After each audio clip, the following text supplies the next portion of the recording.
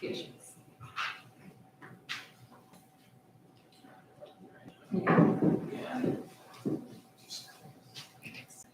Yeah, just focus on that. Okay.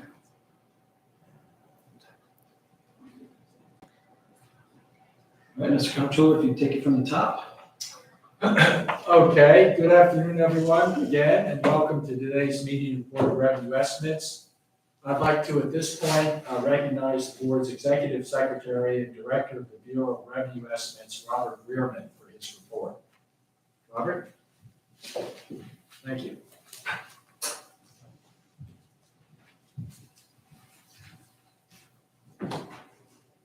Thank you, Mr. Comptroller, members of the board. Before I start, I want to thank the staff of the BRE for their work in preparing these estimates. I'd like to acknowledge the assistance and cooperation provided by the Revenue Monitoring Committee in producing these consensus estimates.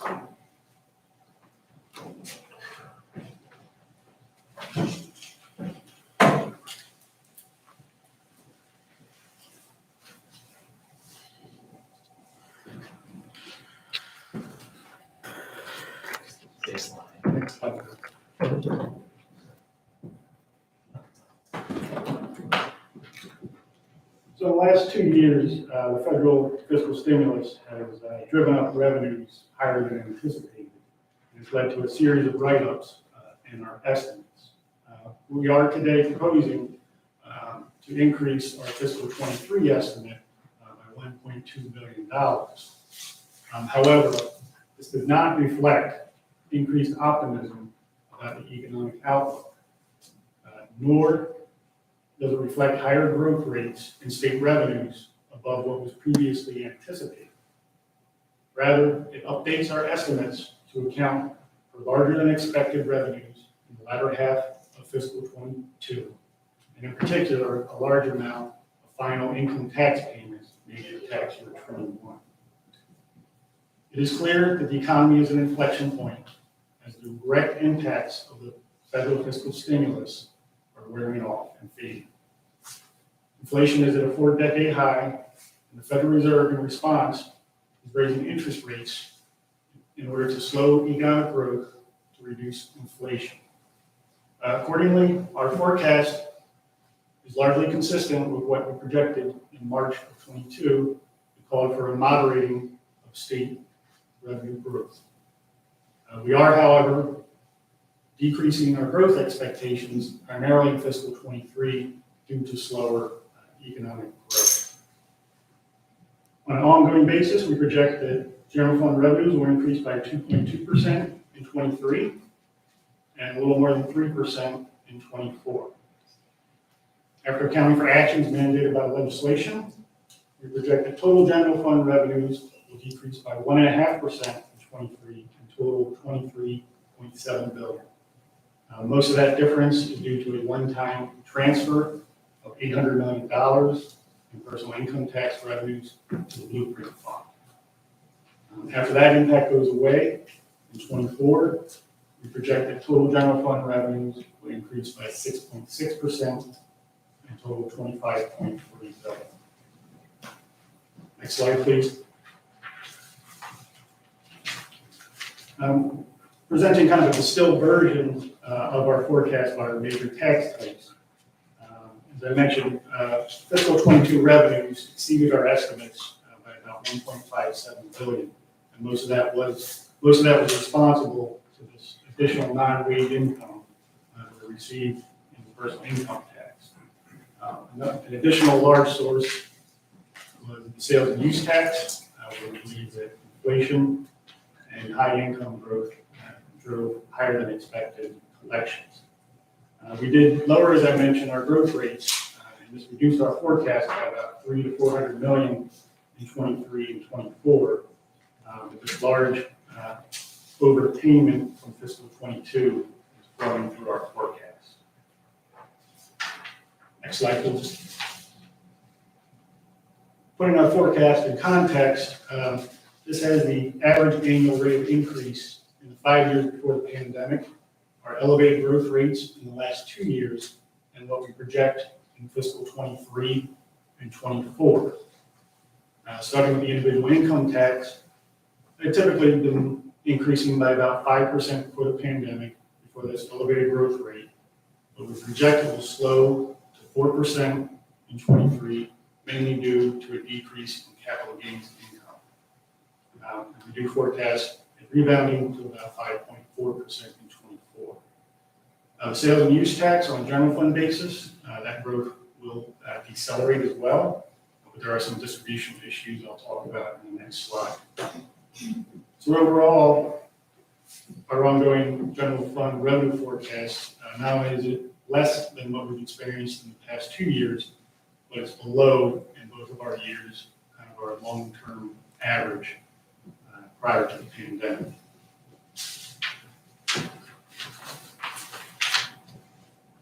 Look in detail at the sales and use tax forecast.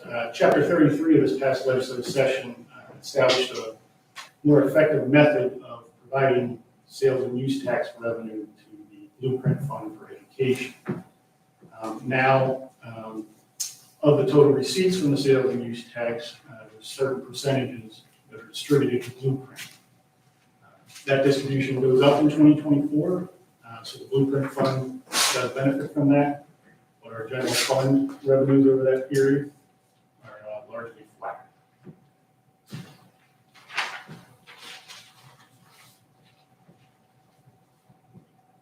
I wanted to give a kind of overview of where we view as the economy right now, the risks of that, and how that may be amplified by some of our volatile income sources that have gone up recently. My 19 years of examining state revenues and taxes, the economy certainly had tougher years, and we've had anemic growth in many years. The early part of my career was shaped by the tough years of the Great Recession. So we are not in that condition. The economy currently is much stronger. However, I don't recall a time in which so many unusual occurrences have happened in such a short period of time, and there's a lack of consensus over what this means for the economy. And I think the current landscape highlighting this hard pivot of the federal government from supporting the economic recovery to reducing inflation. And these volatile income sources, which are non-wage income and personal income tax, they've really increased in the last 2 years, and they've benefited us. But if economic conditions do deteriorate, they could work against us.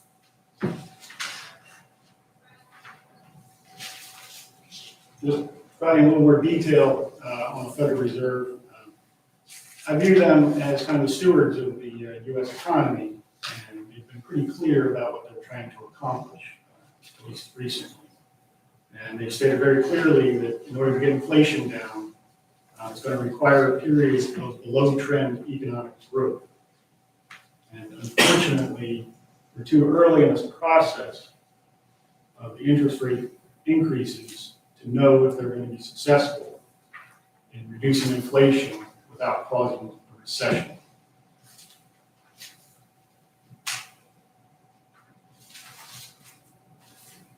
And this is where the federal government was in the past 2 years. Very much focused on supporting the economic recovery after the pandemic. Even though these direct impacts are fading, we do know it's still coursing through the economy. One avenue is that individuals were able to save some of this assistance that was provided. However, we do know, we believe that low to moderate income individuals who have been impacted disproportionately by inflation have largely used up these excess cash reserves. So it appears on a national level that much of the growth in spending is being sustained by higher income individuals.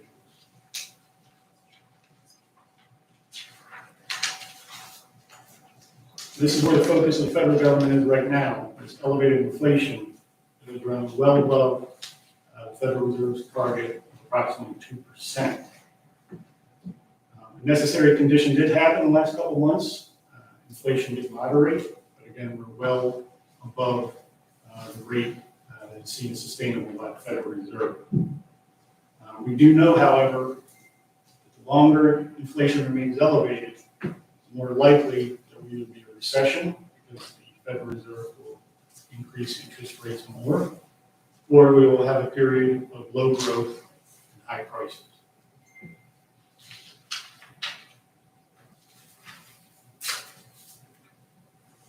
So there is a lot of uncertainty about the economy, but when we examine at present our economic data and our revenue data, we do not see signs of broad-based decline. We see a moderating growth from these elevated levels.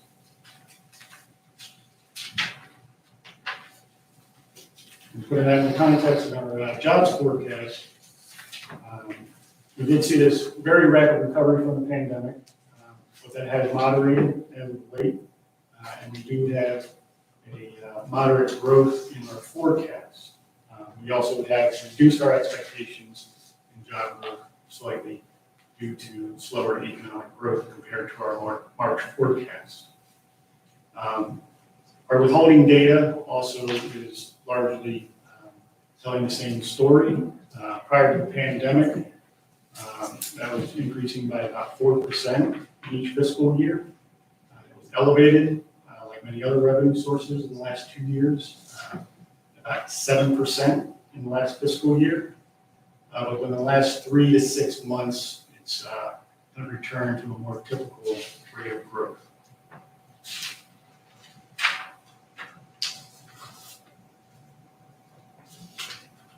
In the last few slides, I'm going to kind of discuss this, these volatile revenue sources that are now a greater share of our general fund. And typically, we do think of Maryland as a resilient state, and we do have a lot of assets. We have a highly skilled workforce. We do have the influence of the federal government that moderates shocks to the economy. But this non-wage income, business investment income, which includes but it's not limited to capital gains, it is volatile. It's not as stable as our other revenue sources. And one issue also is it's harder to monitor. Most of our major revenue sources we have monthly data on, sale and use tax, withholdings, and you can get a sense of into the fiscal year and subsequent forecasts how the revenues are looking. But it's likely with this non-wage income, which has really become elevated, we won't know until maybe the end of the fiscal year.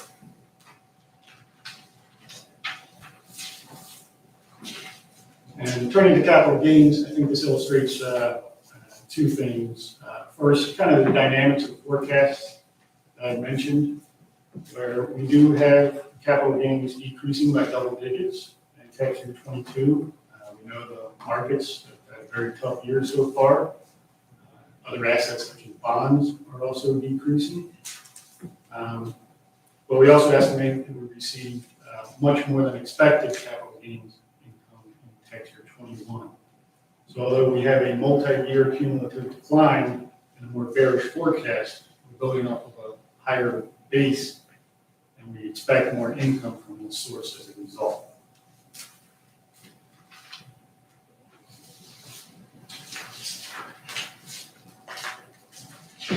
What's been driving our personal income tax in the last 2 years, and it's up cumulatively about 25%, isn't what had been driving it prior to the pandemic, which was mostly withholding wages and salary. In fiscal 21, there were a lot of estimated payments from pass-through entities that contributed to the growth of the personal income tax. In fiscal 22, these large final payments, we did some initial analysis, and it does look like half of it was from individuals for capital gains, 1/4 was from pass-through entities, and another 1/4 was from pass-through entities making the election to pay the pass-through entity tax for its members. So that's good in the sense that we have 3 baskets of income there that may provide some diversification.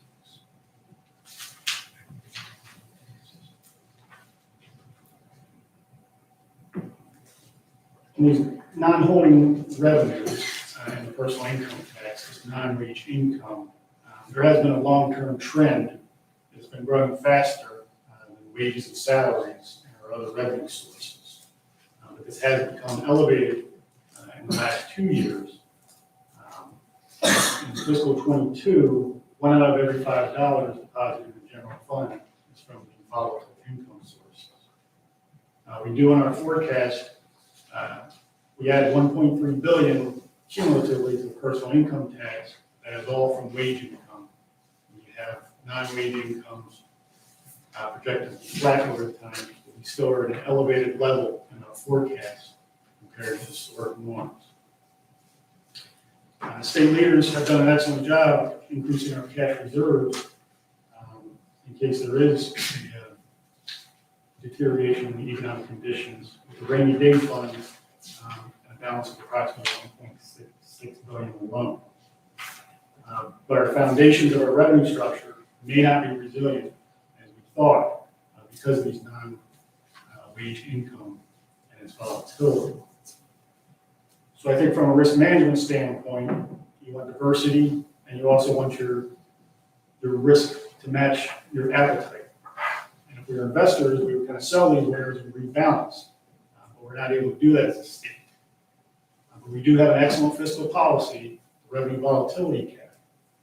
And of that unexpected revenue we received in '22, under that policy, approximately $800 million was distributed to the rainy day fund and the fiscal responsibility fund to increase our cash reserves. That same policy requires the BRE to cap our estimates if we are above historic norms as we are now. However, subsequent legislation limited the maximum amount we could cap to $100 million for fiscal '23. Had that limitation not been in effect, we estimate we would have reduced our fiscal '23 forecast by about $475 million to reflect this elevated risk. Thank you. Thank you. Comptroller, members of the board. Well, for everybody out there, this is the first report prepared by Mr. Rearman, our new director, and the Bureau of Revenue Estimates. And please give him a round of applause. It is an exceptional report. I want to thank Robert and the entire BRE staff, along with the Revenue Monitoring Committee, which does such a thorough and tireless effort in drawing up all these estimates. Creating the report is very difficult, and the economic unpredictability of the pandemic has made it just that much more challenging. But the professionalism and expertise of your team and Maryland's team, Robert, allow us to make responsible, informed decisions that strengthen our economy, ensure our long-term growth, and safeguard the people of the state of Maryland. Thank you, then, for the incredible work that you do, especially the incorporating of unforeseen factors such as the effect of the world events. You'll see my little Ukraine button here, among other world events happening, the COVID-19 health pandemic, and much more. As Mr. Rearman noted in the report, the board's being asked to approve recommendations that would adjust our March 2022 revenue projections for fiscal year 2023 to $23.7 billion, an increase of $1.2 billion. Additionally, we'll be voting on the first official estimates for fiscal year 2024, which is projected to be $25.3 billion. Those last two sentences that I just mentioned are going to be the motion I make at the end of this, to be approved by myself and our colleagues. These numbers include the long-term effects of federal stimulus money in Maryland's economy, which has created growth in both our individual and corporate income tax revenues. We attribute the increase in sales tax revenues to increased disposable income and pent-up spending many people had following the pandemic. These are tremendous numbers and demonstrate how federal stimulus payments produce lasting effects that continue to benefit our overall economy. The fact that Maryland's economy is still growing despite many unforeseen factors over the past 2 years is a testament to the sound long-term fiscal decisions made by this board, the governor, and the General Assembly. However, amidst all these good vibes and another uptick in revenues, let me be very clear. The party is over. A close look at this well-crafted report presented by Mr. Rearman shows that the past 2 years of jaw-dropping revenue surpluses are firmly in the rearview mirror. Moving forward, we must temper our expectations for Maryland's long-term fiscal growth, use today's data to make smart choices to ensure we remain healthy in the long term. We cannot do we have to have that on?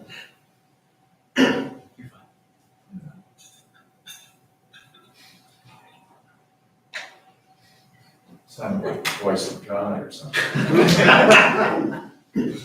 We cannot be lulled into believing that another revenue hike means our fiscal trajectory is immune to the laws of economic gravity.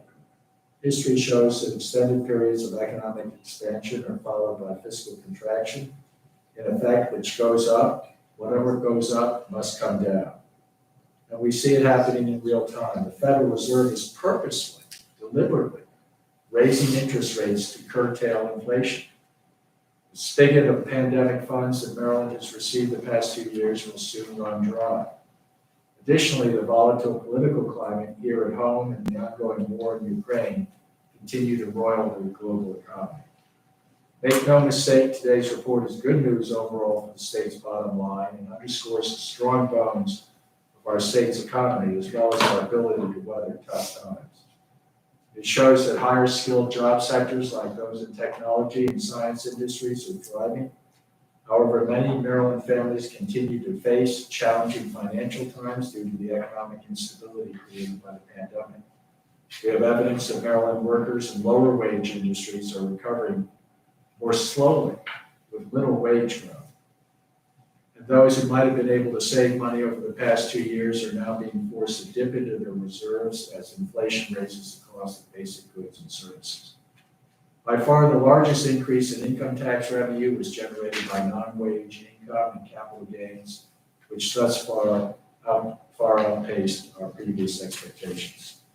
But relying on this source of revenue is imprudent, and an economic downturn will cause these revenue streams to decrease as interest rates climb and the stock market wobbles. That's why these numbers should not be taken as a sign of good times rolling on into the future. Instead, we must use it as a reminder that prosperity isn't forever, and we must brace ourselves for the next economic challenge. We've been on the upswing over the past few years, but the laws of economic gravity will swing the other way, which is why, once again, we need to urge the governor and the legislature and the incoming administration to heed caution and bank as much of our $1.6 billion surplus from the FY 2022 closeout and forego additional spending unless critical or essential to proper functioning of the government. As the COVID-19 pandemic taught us, we have to be better prepared to respond to future economic crises with robust and more inclusive assistance programs. The people of Maryland, after seeing reports of more than $10 billion in revenue surpluses over the past 2 years, will have little patience to hear from their leaders that we don't have the money. So it's my sincere hope that current and future leaders with direct involvement in the budget-making process will pay close attention to this report and will act accordingly moving forward. With that said, I'd like to turn it over to my colleagues. Treasurer Davis, thank you for everything you represent. Please give your statement, and Secretary Brinkley right afterwards. Thank you, Mr. Comptroller, and thank you, Mr. Rearman.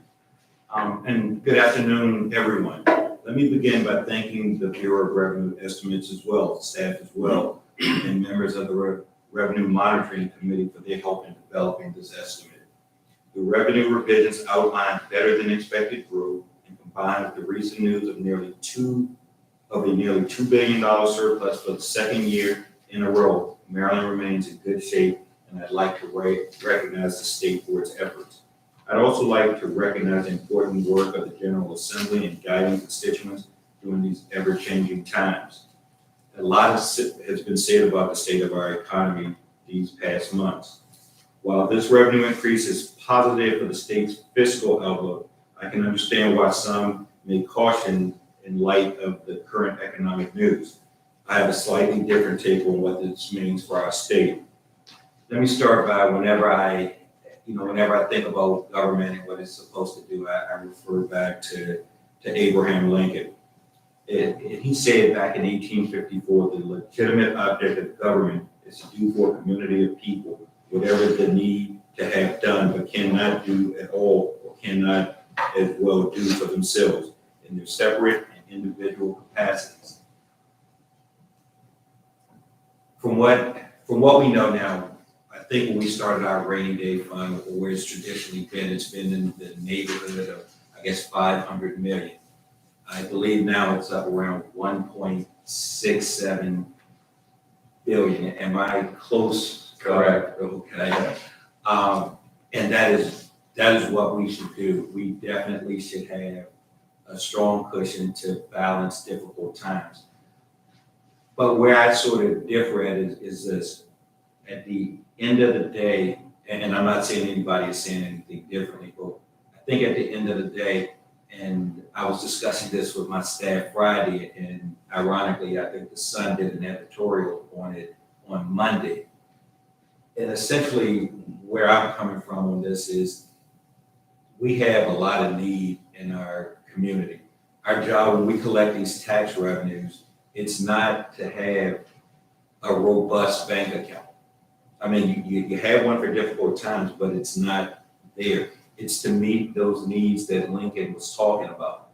And so when we look at like things with COVID and monkeypox and the disparate impact that it has in our community, certainly our communities of color, when we look at, when we're talking about that education gap that has occurred because of COVID, you know, the deficiencies, the deficits, I think the Sun referred to it as, and we go on and on with the needs. I see this now as an opportunity to start paying down on some of those promises that we as elected officials make to our citizens, the things that we say that we're going to do for them when we're running for office. I know I think about the Comptroller's old committee, the House Appropriations Committee, and I think their motto best describes how Maryland has always operated, and that's to be socially responsible and fiscally prudent. And so what I would gently say to whoever our next governor is and our next General Assembly, continue to do what Maryland has always done, be socially responsible but fiscally prudent. Go out and take this, I don't believe in excess money, there's no such thing. But there's additional money. These are opportunities. Maybe we do one-time calls, those kinds of things, as opposed to implementing new programs. We'll go out there and meet those needs that we know are out there. Those phone calls that you get from constituents, say, can you help me with this, or can we do that? Whatever it is that we are getting, that they're getting calls from constituents, this is that opportunity to put that down payment on those needs. And so keep that in mind. Like I said, it's not, and I'm not saying anybody else is saying anything differently, but that balance between being fiscally prudent on one hand, but socially responsible the other. So that's sort of the take that I have on it all. Again, caution is always, the best way to move forward, but don't miss an opportunity to go out and keep Maryland being the leader that it's always been. Excellent. Thank you very much for those comments, and absolutely appropriate. Mr. Secretary, thank you for your leadership and over the years, and please give your statement. Thank you, Comptroller Frencho and Treasurer Davis for your comments, and good afternoon, everybody. I commend the team that put all this report together, but congratulations on your first report and handling the microphone and doing all that. Great job. But the revenue monitoring work group, I know that I have people in my office that work on it, the Treasurer's office, and they do an awful lot of work between these the 90 days that we typically get to come out in front of you. And I know that they're on top of these numbers almost actually weekly. I think they talk every 2 weeks. But I recognize their dedication to this whole process. So this month's numbers are very good news. On top of the closeout from 2 weeks ago, Mr. Comptroller. Both are certainly an ode to the governor's leadership throughout these past couple of years, which have been extraordinary to say the least. It's no secret that due to the governor's prudent fiscal decisions, his cooperation with legislative leaders, and particularly with with his colleagues on the Board of Public Works, the Comptroller and the Treasurer that are sitting up here with me today, and his stewardship throughout the pandemic and the budgetary process, the state's financial position reflected in his updated revenues continues to be very positive, even as we are potentially in the beginnings of a recession. We don't know. It's one of those things that you discover in the rearview mirror. But I cannot let a board of revenue estimates meeting pass without, in this case, offering 3 bits of advice or caution. While today's numbers are certainly encouraging, notice that the rate of increase is smaller than before. And as Mr. Reardon said, moderating. They certainly are moderating. So before we get too far ahead of ourselves, the next governor and the incoming legislature will need to avoid getting sidetracked into passing expensive legislation, particularly that of the permanent kind. You were referring to one-time opportunities that may present themselves. In my conversation with the legislative budget team leaders, they seem to understand this point. Let's hope that this message also gets passed to the new legislators as well. Second, remember that we're dealing with OPM. It's other people's money, as in the taxpayers' money. Despite what some advocates are trying to tell you or people or legislators or whatever, it's not a free-for-all. And the fiscal leaders of the state have to be mindful of the forest, not just the tree that someone or some group might be advocating for. If anything, use this as an opportunity to provide relief to Maryland's hardworking taxpayers who are, remember, their families, their single-parent households, their seniors and retirees, entrepreneurs and their employees, and certainly the workers that they have that commingle in between all that, and those people that are sometimes holding down more than one job. Keep those folks in mind, particularly when proposing pricing legislation. Third and finally, remain committed to leaving a generous rainy day fund as much as 10%. We proposed something a little higher last time. I think the legislature came in at 10% or more. Because the key to this is it's not that we want to keep cash in the bank, but the RDF, the rainy day fund, is the shock absorber for the state's fiscal protection for when negative pressures or winds blow our way in the future. This should be a priority and not a convenience or an afterthought. The more we can moderate those shock waves, if and when this comes about, and depending on the size of it, the magnitude of it, I think that people then can have some predictability, which I think is what we ought certainly like to have. Governor Hogan's fiscal tune has remained consistent throughout his whole term. Maryland's best path forward is to continue to show restraint, save for rainy days, and spend, or look at this spending as an investment in those programs. I think, Mr. Treasurer, that goes along the lines of what you were talking about, in the things that we identify that are particularly key. To that end, the governor just announced that he is accelerating the policy decision that the legislature adopted for a COLA for state employees. We are trying to make sure that we retain some employees that we have and that we can attract employees that we have. So based on this cushion, we're going to accelerate that policy decision that was previously made. So thank you, Comptroller Francho, Treasurer Davis. And Mr. Chairman, if appropriate, I'll make a motion to adopt these new revenue numbers, but that certainly is up to you. Well, I think thank you very much, Mr. Secretary and Treasurer, for those comments. And I think there's broad agreement that we need to be cautious as we move into the future. But I will entertain a motion to increase the general fund revenues in fiscal year 2023 to $23.683 billion and to $25.257 billion for fiscal year 2024. So moved. And seconded. All those opposed, please put your hand up. Nobody did that. So those revenue estimates are adopted. Thank you very much. And we're available if people have questions afterwards. Thank you.